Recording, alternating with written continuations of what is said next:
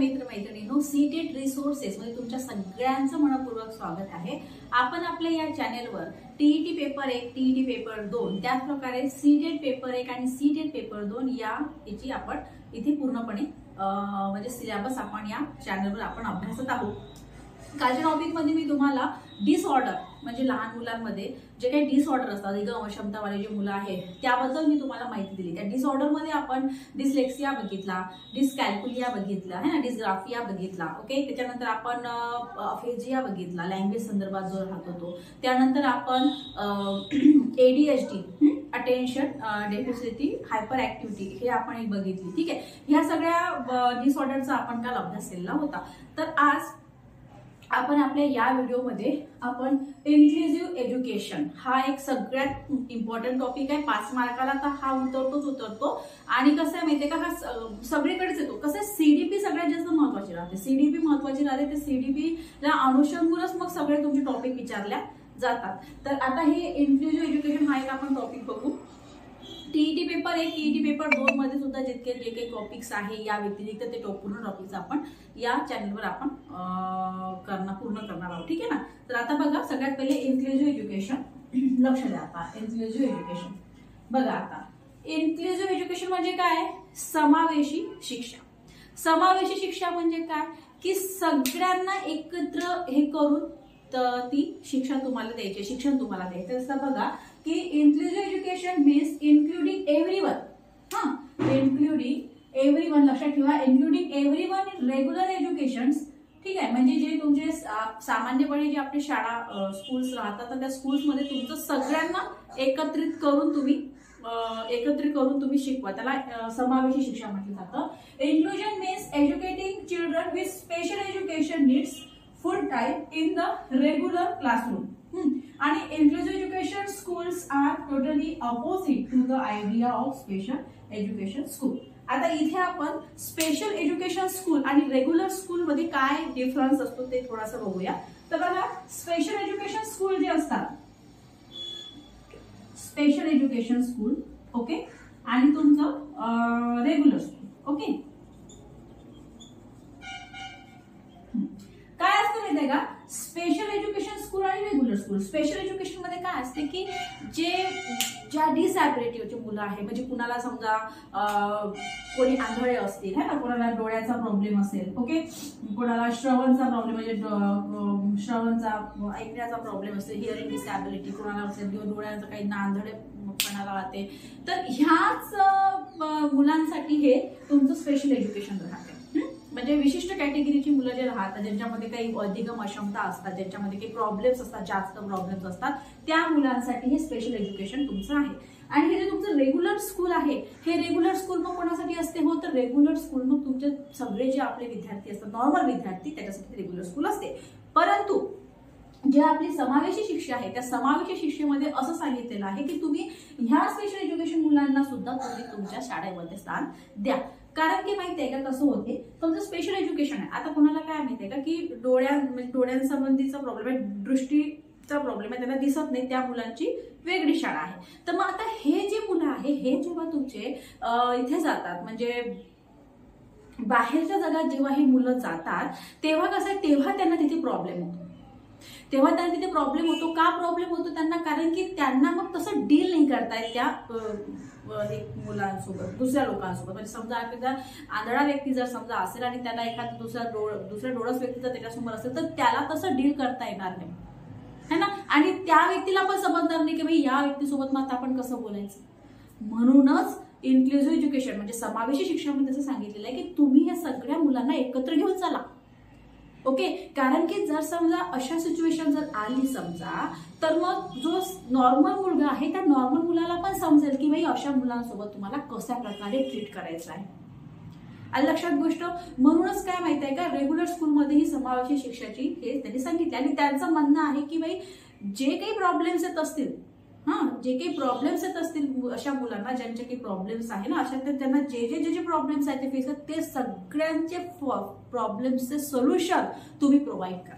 शाळेने त्याला प्रोव्हाइड केले पाहिजे ते सगळे प्रॉब्लेम्सचे सोल्युशन, तेव्हाच ते मुलं अतिशय चांगल्या प्रकारे एक सिक्युअर लाईफ तिथे म्हणजे हे करू शकेल आणि चांगल्या प्रकारे शिक्षण ते घेऊ शकेल. आपण या मुद्द्यामध्ये या टॉपिकमध्ये आपण समोर अभ्यासणारच आहोत आता सगळे एक मुद्दे. आणखी काय माहिती आहे का की आपण जसं आता हे राहते काही मुलांचं कसं राहते की श्रवणचा प्रॉब्लेम असते, ऐकू येण्यामध्ये प्रॉब्लेम्स येतो त्यांना. तर मग कसं आहे ते शिक्षकांना तशा प्रकारची मेथड्स वापरून त्यांना ते शिकवायचं आहे त्या मुलांना. त्यांना समजला पाहिजे ते मुद्दा, त्यांना समजला पाहिजे त्या मुलांना. अशा प्रकारचे टॉपिक्स, अशा प्रकारचे मेथड्स त्यांना वापरावे लागतील शिक्षकांना, ज्या प्रकारे त्यांना तो मुद्दा, विद्यार्थ्यांना तो मुद्दा समजेल म्हणून. ठीक आहे. आता कसं माहितीये का, जे स्पेशल एज्युकेशन शाळेमधले जे काही तुमचे मुलं राहतात त्यांचं काय ते बाहेरच्या जगात आल्यानंतर मग त्यांचा कॉन्फिडन्स लो होऊन जातो. कॉन्फिडन्स लो होऊन त्याला कळत नाही की आता आपण कसं डील करायचं, कारण की त्यांच्या शाळेमध्ये त्यांचा सारखा प्रॉब्लेम असणारे सगळे मुलं राहतात है की. परंतु बाहेरच्या जगात कसं वेगवेगळे लोक आहेत है ना, कोणाला कोणी चांगला आहे, कोणी नॉर्मल आहे, कोणाला दुसरा काही प्रॉब्लेम आहे, कोणाला दुसरा काही प्रॉब्लेम आहे. तुम्ही ह्या सगळ्या लोकांसोबत एखादी स्पेशल समजा प्रॉब्लेम आहे, जर डोळ्यांचा प्रॉब्लेम आहे, त्याला आंधळे व्यक्ती आहे, तर आंधळ्या मुलांसोबतच कसं ट्रीट करायचं एवढंच त्यांना माहिती आहे की नाही त्यांच्या शाळेमध्ये. परंतु जर ते रेग्युलर शाळेमध्ये जर आले तर त्यांना हे लक्षात येईल की भाई आंधळ्या मुलांनी कसं काय नॉर्मल लोकांसोबत बोलणं हे त्यांना समजेल. ओके. आता बघा हे इथपर्यंत झालेलं आहे.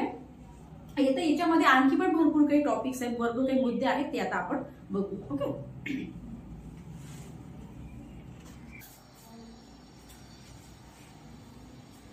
आता आपण इन्क्लुझिव्ह एज्युकेशन म्हणजे समावेशी शिक्षण याचं कॅरेक्टरिस्टिक बघूया, विशेषतः काय काय ते. ठीक आहे. बघा काय आहे की inclusive schools are committed to improve the learning outcomes of all children's.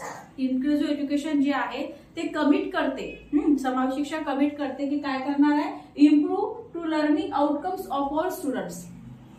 ते कमिट करते की मुलांचे जे काही हे आहे प्रॉब्लेम्स आहे, सगळ्या प्रॉब्लेम्सला चांगल्या प्रकारे डील करायचं, सगळ्या प्रॉब्लेमला सुधारण्याचं ते काय करते, कमिट करते. जे आउटकम्स आहेत ते पॉझिटिव्ह येतील असे ते कमिट करते. त्याच्यानंतर inclusive education do not segregate special children from normal in the name of providing better care.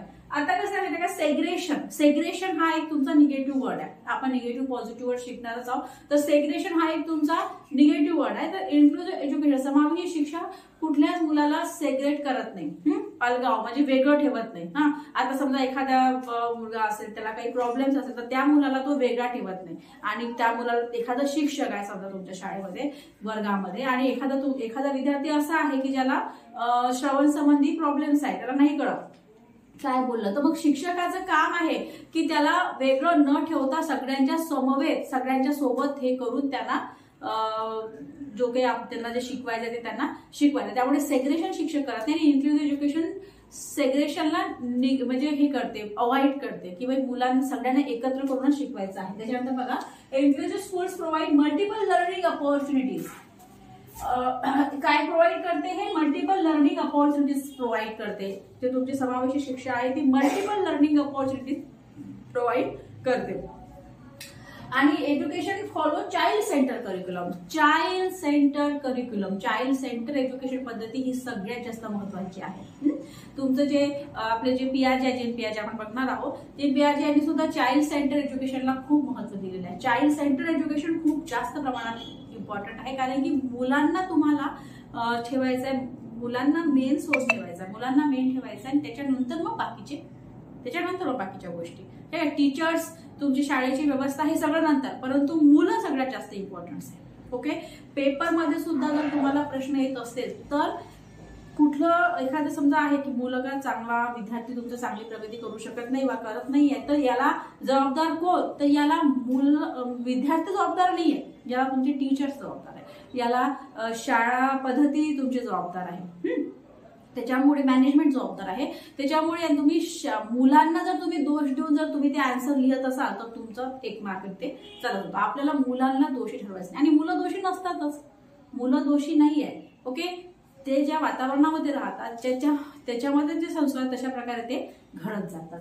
चला आता काय आहे की in this education there are less less focus on competition and more focus on cooperative and collaborative activities. आपण बघा ते हे बघितलं होतं वायगोस्की वायगोस्कीने कोलॅबरेटिव्ह ऍक्टिव्हिटीजला, कोलॅबरेटिव्ह एज्युकेशन पद्धतीला त्यांनी जास्त महत्व दिलेलं आहे ना. मग आता समावेशी शिक्षामध्ये पण तेच आहे. समावेशी शिक्षामध्ये काय आहे की कॉम्पिटिशन है ना, आणि हे तुमचं म्हणजे कॉम्पिटिशनला ते फोकस करणार नाहीये. कॉम्पिटिशन स्पर्धा नको, कॉम्पिटिशनला ते फोकस करणार नाही, तर ते कोलॅबरेटिव्ह आणि कोऑपरेटिव्ह एज्युकेशनला ते जास्त प्रमाणात महत्व देणार आहे. आणि जेव्हा कोलॅबरेटिव्ह आणि कोऑपरेटिव्ह शिक्षण पद्धतीनं शिकवलं जर असेल तेव्हाच त्या मुलांना ती कन्सेप्ट खूप चांगल्या प्रकारे समजते है ना. जर समजा तुम्ही फक्त त्यांना हे केलं म्हणजे शिक्षकच हे करतात, शिक्षकांनी काय केलं की समजा लेक्चर मेथड केली ना, लेक्चर मेथड केली, 1 वे पद्धतीनं समजा त्यांना शिकवलं, बडबड शिक्षक करत आहे आणि मुलांना समजते की नाही समजत, त्यांचं काहीच शिक्षकांना घेणं नाही. मग अशा रीतीनं तुमच्या मुलांचा विकास होईलच नाही. अशा रीतीने शाळेतल्या विद्यार्थ्यांचा विकास होणं शक्यच नाहीये. पण जर समजा कोलॅबरेटिव्ह मेथड, आता कोलॅबरेटिव्ह मेथड म्हणजे काय असते माहितीये का तुम्हाला?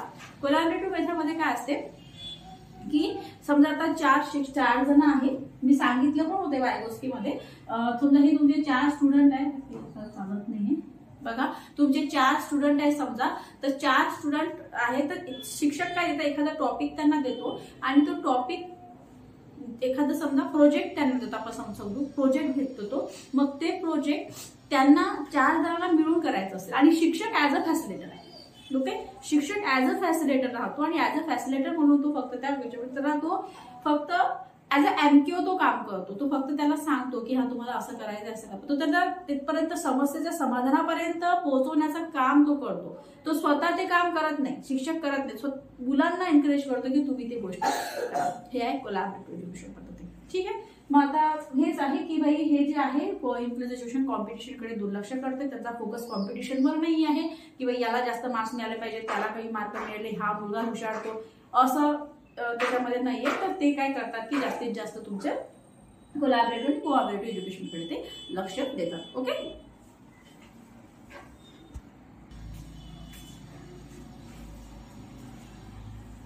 बघा मग आता बघितली आपण विशेषतः की शाळा कुठल्या प्रकारे असायला पाहिजे. आता आपण बघू टीचर्स लोकांनी काय काय करायला पाहिजे. टीचर्स लोकांच्या याच्यामध्ये काय काय रिस्पॉन्सिबिलिटी आहे. तर they create diverse and meaningful learning experience for every learner. Teachers लोकांनी कसं करायला पाहिजे की त्यांनी काय करायला पाहिजे की भाई डायव्हर्स आणि मिनिंगफुल लर्निंग एक्सपिरियन्स, त्यांनी डायव्हर्स आणि मिनिंगफुल एक्सपिरियन्स प्रत्येक लर्नरला द्यायला पाहिजे. आणि they have knowledge regarding socio economic culture difference and disabilities. ठीक आहे, त्यांना नॉलेज असायला पाहिजे socio economic culture difference and disability विषयी. शिक्षकांना नॉलेज असणं आवश्यक आहे, कारण शिक्षकांना जर नॉलेज नसेल तर ते डीलच नाही करू शकत मुलांसोबत. त्यामुळे शिक्षकांना त्याचं नॉलेज असणं फार आवश्यक आहे. आणि they do not compare disadvantage children with other children. त्यांनी कम्पेअर नाही करायला पाहिजे. टीचर्स लोकांनी ज्यांना एखादा डिसएडव्हान्टेज आहे, मुलाचा काही प्रॉब्लेम्स आहे मुलाला, त्या मुलाचा कम्पेअर इतर मुलांसोबत त्यांनी करता कामा नये. आणि शिवाय सोसायटी त्या ज्यांना असा प्रॉब्लेम्स आहे त्या मुलांचे आई वडील, त्याच्यानंतर त्याच्यानंतर अजून काय म्हणू शकतो आपण शाळा, ठीक आहे, ऍडमिनिस्ट्रेशन, या सगळ्यांनी मिळून जर समजा हे काम केलं तरच ही समस्या हे होऊ शकते आणि तरच हे जे समावेशी शिक्षा आहे हे सफल होऊ शकते है ना. कारण की सगळ्यांचे एफर्ट्स यामध्ये फार आवश्यक आहे. ठीक आहे, कारण की जर समजा आणि इतर मुलांना सुद्धा तसं नॉलेज देणं आवश्यक आहे. कारण की इतर मुलांना जर तुम्ही तसं नॉलेज दिलं नाही की इतर मुलांना जर तुम्ही नॉलेज नाही दिलं की बाई हे जे काही प्रॉब्लेम्स असणारे विद्यार्थी काही मुलं आहेत तर त्यांच्यासोबत तुम्ही कसं वागायला पाहिजे, हे जर शिक्षकांनी जर इतर मुलांना जर नॉलेज दिलं नाही तर ते सुद्धा काय करतील की त्या मुलांसोबत नॉर्मलरित्या वागणार नाही, चांगल्या रीतीनं वागणार नाही, त्यांची छेडखानी करतील, त्यांची हेटाळणी करतील. त्यामुळे त्यांना सुद्धा प्रॉपर नॉलेज देता आले पाहिजे की बाई तुम्हाला त्या मुलांसोबत कशा प्रकारे वागायचं आहे ना. त्यांना सुद्धा हे शिकवलं पाहिजे शाळेमध्ये की बाई तुम्हाला ह्या मुलांसोबत कशा प्रकारे डील करायचं आहे ना लक्षात. आणि टीचर्स लोकांनी सुद्धा खूप जास्त प्रमाणात सपोर्ट केला पाहिजे. टीचर्स लोकांना स्वतःला नॉलेज असलं पाहिजे की डिसॅबिलिटी वाले मुलं असतात, डिसॅबिलिटीज मुलांसाठी काय काय उपाययोजना करायला पाहिजे, कुठल्या कुठल्या मेथड्स वापरायला पाहिजे, हे सगळं त्यांना माहीत असायला पाहिजे. जसं आता भरपूरच आहे, जसं आता काही जण आता पायांचा प्रॉब्लेम असतो काही जणांचा आहे ना, तर काही त्यांच्यासाठी जसं ते जे नसते खुर्ची जी असते की ते पाया हे करायची, तर त्यांच्यासाठी ते जर व्हॅनमधून जर ते उतरत असेल तर शाळेत थ्रू तशा खुर्च्या असल्या पाहिजे की जेणेकरून बा त्या मुलांना त्याच्यामध्ये बसून मग तिथपर्यंत त्यांना नेता आलं पाहिजे, अशी पाहिजे हे ना. त्याच्यानंतर जर त्यांना कुठे प्रॉब्लेम होत असेल, जर वर नाही जाऊ शकत असतील ते मुलं, त्यांचा वर्ग जो आहे है ना, म्हणजे त्यांचे पायानं समजा हे आहे अपंग आहे ते मुलं जर समजा वर नाही जाऊ शकत असेल, तर माडीवर त्यांचा क्लास आहे तर माडीवर नाही जाऊ शकत असेल तर शिक्षकांचं शाळेचं काम आहे इथे की बाई त्यांचे क्लासेस सगळे खाली ठेवायला पाहिजे आणि खाली ठेवूनच खालच्या याच्यात ठेवून तशा प्रकारे शिक्षण द्यायला पाहिजे, त्यांची अरेंजमेंट करायला पाहिजे. आणि जर समजा एखाद्या कुठल्याही पद्धतीचं मेथडनी त्यांना जर येत नसेल, एखादी मेथड शिक्षकांनी केली आणि समजा इलेक्टिव्ह एखादी मेथड त्यांना डायरेक्ट मेथड त्यांनी यूज केली समजा, तर मग त्या मुलांना जर ते गोष्ट समजत नसेल, जे शिक्षकांना टॉपिक समजायचा आहे तो डायरेक्ट मेथड थ्रू त्यांनी समजावून सांगितलं तर त्यांना समजत नसेल तर त्यांनी इलेक्टिव्ह मेथड वापरायला पाहिजे आणि इलेक्टिव्ह मेथड थ्रू त्यांना ती गोष्ट समजायचा प्रकार. जसं आता ते आगमन विधी आहे, निगमन विधी आहे, इंडेक्टिव्ह मेथड, डिरेक्टिव्ह मेथड है ना. इंडेक्टिव्ह मेथड डिरेक्टिव्ह मेथड बद्दल पण आपण बघणार आहोत. सध्या इंडेक्टिव्ह मेथड म्हणजे काय असते की पहिल्यांदा उदाहरण राहते, मग नंतर तुमचे नियम राहतात. इंडेक्टिव्ह मध्ये काय असते की पहिले तुमचा नियम असते मग तुमचं उदाहरण असते. तर अशा ज्या व्यक्तींना जिथं आवश्यक आहे त्या प्रकारची मेथड टीचर्सनी यूज करायला पाहिजे आणि अशा मुलांना जास्तीत जास्त कशा रीतीने त्यांना फायदा झाला पाहिजे ह्या गोष्टीचा, ह्याच्याकडे सगळ्यांनी लक्ष दिले पाहिजे. तर ठीक आहे, मग विद्यार्थी मित्रांनो आजचा टॉपिक एवढाच होता, इन्क्लुझिव्ह एज्युकेशन. याचे प्रश्नोत्तर आपण बघूया आणि प्रश्नोत्तर बघितल्यानंतर मग आपल्या लक्षात येईल की आपण म्हणजे तुमच्या हा टॉपिक जास्त लक्षात येईल. इन्क्लुझिव्ह एज्युकेशन आपण पाहतो तो या समावेशी शिक्षणामध्ये मात्र टीचर्सचा रोल काय असायला पाहिजे. टीचर्सचा रोल कसा असला पाहिजे की बाई they create diverse and meaningful learning experience for every learner. त्यांनी काय करायला पाहिजे, डायव्हर्स आणि मिनिंगफुल लर्निंग एक्सपिरियन्स त्यांनी प्रत्येक लर्नरला त्यांना आवश्यक आहे. आणि they have knowledge regarding socio economic culture difference आणि डिसॅबिलिटी. त्यांना सोशो इकॉनॉमिक कल्चर संदर्भात आणि डायव्हर्सिटी बद्दल त्यांना, डिसॅबिलिटी बद्दल त्यांना नॉलेज असणे आवश्यक आहे. आणि दे डू नॉट कम्पेअर, त्यांना कम्पेअर करायचं नाहीये. ओके, म्हणजे जे त्यांना काही प्रॉब्लेम्स आहेत त्या मुलांचं दुसऱ्या चांगल्या मुलांसोबत कम्पेअर करायचं नाहीये. आणि काय माहितीये का, सगळ्या शाळेनी सगळ्या पालक लोकांनी, ओके, टीचर्सनी, ह्या सगळ्यांनी मिळून त्यांना सहाय्य करणे आवश्यक आहे है ना. त्यांना हिनवायचं नाही आहे, त्यांना सेग्रेट करायचं नाही आहे. त्या सगळ्यांनी मिळून त्यांना चांगल्या प्रकारे मिळून त्यांना एखादी गोष्ट समजावून सांगायची आहे की तशी डील करायचं आहे. इतर जे शाळेतले मुलं आहेत त्यांना सुद्धा समजावून सांगायचं आहे की त्या मुलांसोबत तुम्ही कशा रीतीने वागायचं आहे. असं जर आपण सगळ्या प्रकारे करू चांगल्या प्रकारे तरच ही समस्या दूर होऊ शकते आणि तरच या समावेशी शिक्षणाचा जास्त चांगल्या रीतीने फायदा होऊ शकतो. ठीक आहे, यानंतर आता आपण वंचित मुले ही एक कन्सेप्ट आहे ती बघून घेऊ.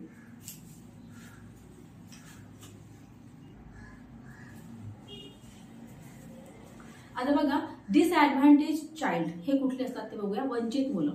वंचित मुलं काय आहे की भाई every child which has one or more less advantage than other children of the class would be known as disadvantage child. म्हणजे ज्यामध्ये एकापेक्षा जास्त प्रॉब्लेम्स राहतात त्यांना आपण डिसएडव्हान्टेज चाइल्ड म्हणू शकतो, वंचित मुलं. मग आता यामध्ये काय काय येतात, यामध्ये तुमचे जे डिसॅबिलिटी वाले मुलं आहेत ते सुद्धा येतात. त्याच्यानंतर समजा सिंगल पॅरेंट्स चाइल्ड असेल ते पण त्याच्यामध्येच येते बरं का, ते पण त्याच्यामध्ये येते. त्याच्यानंतर तुमचं अनाथ मुलं असेल ते पण त्याच्यामध्ये येते. त्याच्यानंतर तुमचं अनाथ मुलं झाले, अनाथ मुलं पण त्याच्यामध्ये येतात, त्यांच्या काहीतरी प्रॉब्लेम असेल ते सुद्धा त्याच्यामध्ये येतात. त्याच्यानंतर गिफ्टेड चिल्ड्रन सुद्धा याच्यामध्येच येतात, ते सुद्धा याच्यामध्येच येतात. आणि कसं आहे मग ह्या सगळ्या मुलांना वंचित मुलं म्हटलं जाते. वेगवेगळ्या जाती धर्माचे जर मुलं आले, वेगळ्या एखाद्या ट्रायबल एरियामधून मुलं आल्या समजा विद्यार्थी, ते सुद्धा वंचित मुलंच राहतात. मग आता ह्या सगळ्या मुलांना चांगल्या प्रकारे कशा रीतीने तुम्ही समावेशी एज्युकेशन मध्ये सामावून घ्याल हे सगळ्यांची माहिती टीचर्स लोकांना प्लस स्कूलला असणे गरजेचं आहे. कारण की जर समजा त्यांनी हे चांगल्या प्रकारे केलं तरच तुम्ही त्या मुलांना शिकू शकता. आता जसं समजा बघा की आता कसं म्हणू शकते सांगते मी तुम्हाला, वंचित मुलं आहे समजा, एक सिंगल पॅरेंट्स आहे, तर त्याच्यामध्ये मग कसं की विद्यार्थ्यांना समजावून सांगायचं आहे की मुलांना त्या मुलांसोबत कशा रीतीने वागतात. टीचर्सनी सुद्धा त्यांना चांगलं वागवणं आवश्यक आहे. त्यांना हिनवायचं नाही की तुम्ही सिंगल पॅरेंट चाइल्ड आहे. ओके, कुणाची फर्स्ट जनरेशन लर्नर असते त्या घरातला फक्त तोच एक विद्यार्थी असतो, तो पहिल्यांदा शिकत असतो, त्यांच्या बाकीचे कुणी शिकलेले नसते. ओके, तर मग याच्यामध्ये शिक्षकांचं काम आहे की त्या मुलांना योग्य रीतीने मार्गदर्शन करणे. शिक्षकांना हिनवायचं नाही की तुझ्या आई वडील तुला काहीच येत नाही, त्यांना ते अनपढ आहे, असं शिक्षकांनी त्यांना हिनवायचं नाही आहे. शिक्षकांनी त्यांना योग्य मार्गदर्शन करणे आवश्यक आहे. त्याचप्रमाणे शाळेने सुद्धा त्यांना योग्य मार्गदर्शन करणे गरजेचं आहे. जी पॅरेंट्स टीचर्स मीटिंग असते, पीटीएम असते ना, त्या पीटीएम मध्ये टीचर्स लोकांनी जे त्यांचे पालक लोक असते, ते त्यांचे गार्जियन राहतात, त्यांना चांगल्या प्रकारे मार्गदर्शन करणं गरजेचं आहे ना. कारण की बऱ्याच प्रकारचे असतात मुलं, त्यांचे अशिक्षित आई वडील असतात, त्यांना नाही कळत कुठल्या गोष्टी. तर टीचर्स लोकांनी आपला इगो बाजूला ठेवायचा. टीचर्स लोकांनी आपल्याला सगळं नॉलेज आहे बा, हे आहे ते, असं सगळं बाजूला ठेवायचं आणि हे सगळं बाजूला ठेवून त्यांना सपोर्ट करणे फार गरजेचं आहे. कारण की एक विद्यार्थी जेव्हा शिकतो तेव्हा तो पूर्ण, आपण एक टीचर जेव्हा शिकवत असतो तेव्हा तो पूर्ण समाज घडवत असतो आहे ना. त्याच्यामुळे टीचर्सनी ह्या गोष्टी ठेवणे गरजेचं आहे. त्याचबरोबर शाळेने सुद्धा या गोष्टी ठेवणे आवश्यक आहे. ठीक आहे, मग हे झालं आता इन्क्लुझिव्ह एज्युकेशन, समावेशी शिक्षणाचा हा पूर्ण एक टॉपिक झालेला आहे आपला. यामध्ये आपण भरपूर गोष्टी बघितल्या. आपण बघितलं की बाई समावेशी शिक्षण म्हणजे काय आहे, कोणत्या मुलांना इथं घेणं आवश्यक आहे, मुलांच्या काय जबाबदारी आहे, शिक्षकांच्या काय जबाबदारी आहे, शिक्षकांनी काय करायला पाहिजे, हे सगळ्या गोष्टी आपण याच्यामध्ये बघितल्या आहेत. ठीक आहे, आणि बघा माझे offline class CTET, TET, CTET आणि टीईटी या दोन्ही परीक्षांचे माझे ऑफलाईन क्लास सुद्धा चालू आहेत. त्याचप्रमाणे ऑनलाईन क्लास सुद्धा चालू आहे. जर तुम्ही कोणी इच्छुक असाल तर नक्की मेसेज करू शकता. आणि आता त्याच्या प्रकारे त्याचप्रमाणे माझ्याकडे नोट्स सुद्धा अवेलेबल आहे. तुम्हाला नोट्स जर पाहिजे असेल तर तुम्ही नक्की संपर्क करू शकता, तुम्ही मेसेज देऊ शकता, किंवा मी डिस्क्रिप्शन मध्ये माझा नंबर पण टाकून देईन, तुम्ही तिथे कॉल करू शकता. ठीक आहे, मग आजसाठी एवढंच. थँक्यू.